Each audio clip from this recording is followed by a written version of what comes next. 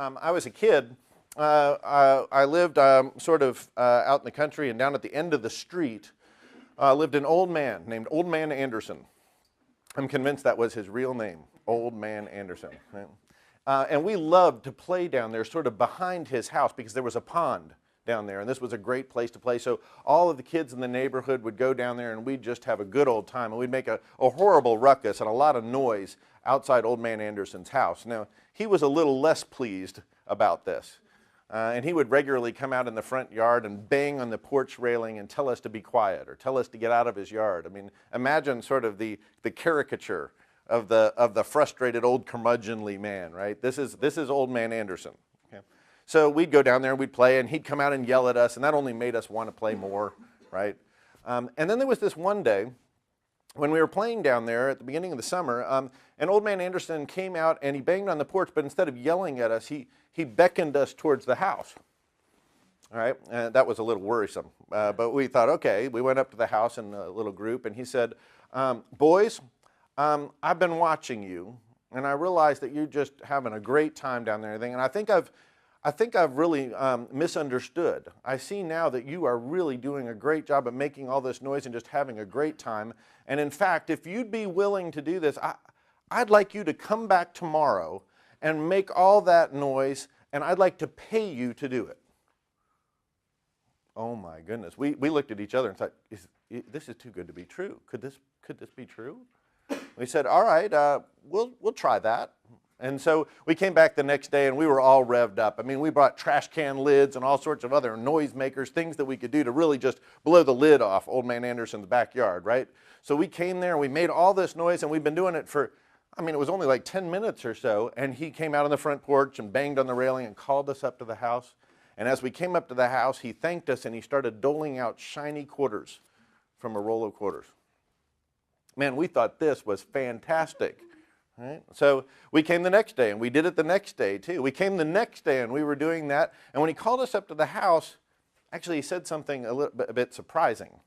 And he said, boys, you've been doing a great job at this. I think it's all going great. This is terrific. But I got a little problem here. So, I've been taking stock of things, and I can't afford to continue to pay you each a quarter to do this. So I'm going to have to pay you just a dime. And I hope that's all right with you. Well, we kind of turned around and talked and considered this, and I was the spokesman for the group. I know we have known each other a short time, but that doesn't surprise you, does it? Okay.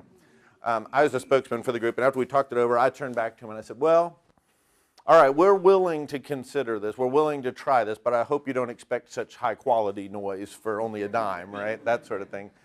And as we were a little concerned, we were thinking that we were onto a new career path here, and now we're a little rattled. But we're still willing to do it, right? Okay, so we come back the next day. We make noise, we play down there, and sure enough, he's true to his word. He gives us each a dime after a little while.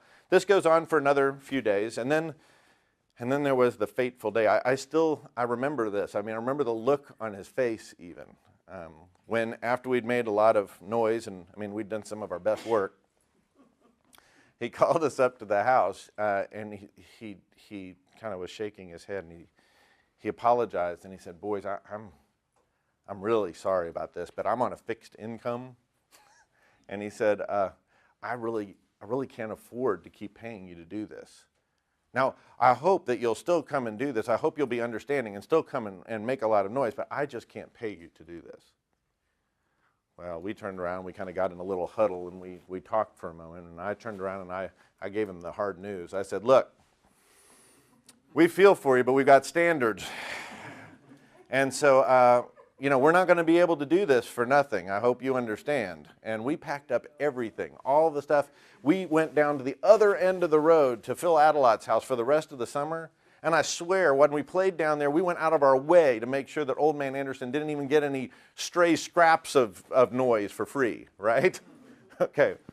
Now, some of you are a little smarter than I was, because I was a junior in a college class on persuasion before it dawned on me what Old Man Anderson had done.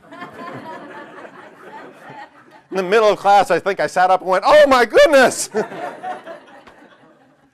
All right, he was brilliant though, right? What happened there? What did Old Man Anderson manage to do? What?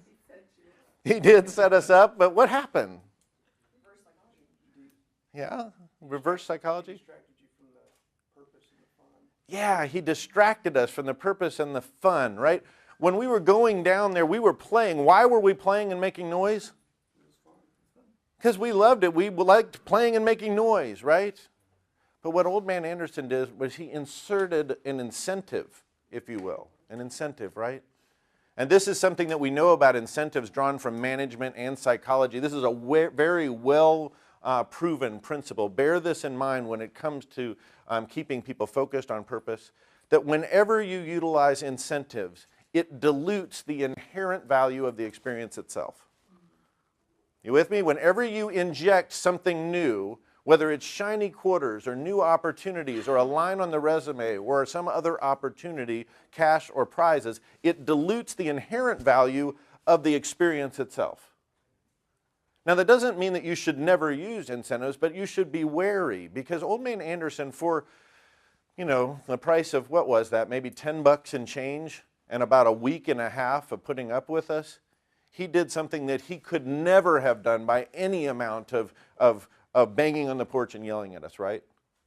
It's because he managed to drive this little wedge in and separate us so that all we could see was the dimes, the quarters, not the purpose itself.